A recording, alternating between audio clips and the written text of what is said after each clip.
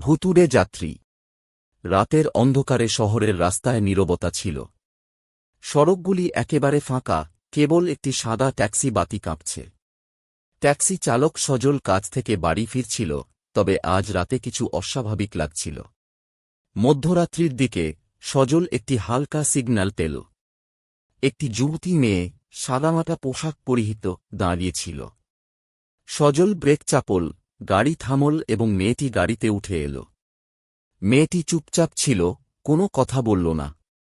সজল তার দিকে তাকিয়ে কিছুটা অস্বস্তি বোধ করল, কিন্তু কোন কথা না বলে সে গাড়ি চালিয়ে নিল।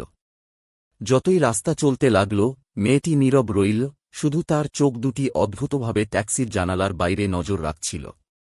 সজল কিছু জিজ্ঞাসা করল, আপনি কোথায় যাচ্ছেন?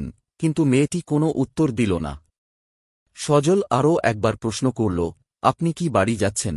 তখন মেয়েটি হঠাৎ বলল, আমি বাড়ি চলে যাচ্ছি, কিন্তু আমি আর কখনো বাড়ি পৌঁছাব না। এই কথা শুনে সজলের মন চঞ্চল হয়ে উঠল, কিন্তু সে কিছুই বলল না।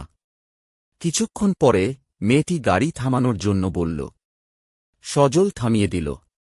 মেয়েটি গাড়ি থেকে বেরিয়ে গেল, কিন্তু ঠিক তখনই সজল দেখল মেয়েটির পা মাটিতে স্পর্শ না করেই বাতাসে ভাসছে। সজল ভয়ে প্রচণ্ড কাঁপতে লাগল, কিন্তু তার চোখ থেকে মেয়েটি দ্রুত মিলিয়ে গেল। সে গাড়ি চালাতে লাগল, তবে হৃদয়ে একটি অস্বাভাবিক শূন্যতা অনুভব করছিল। কিছু সময় পর সে গাড়ির আয়নায় মেয়েটির মুখ দেখতে পেল, একটি ভীষণ বিকৃত মুখ, আর তার চোখ দুটি কাঁদছিল, রক্তে ভেসে যাচ্ছিল।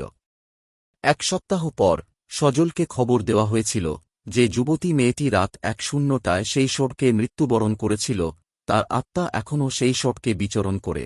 তখন সজল পুরোপুরি বুঝতে পারে যে ভয়ঙ্কর যাত্রী তার ট্যাক্সি নিয়েছিল সে আসলে মৃত ছিল। সেই রাতে সজল ট্যাক্সি চালাতে বেরিয়ে আর ফিরে আসেনি।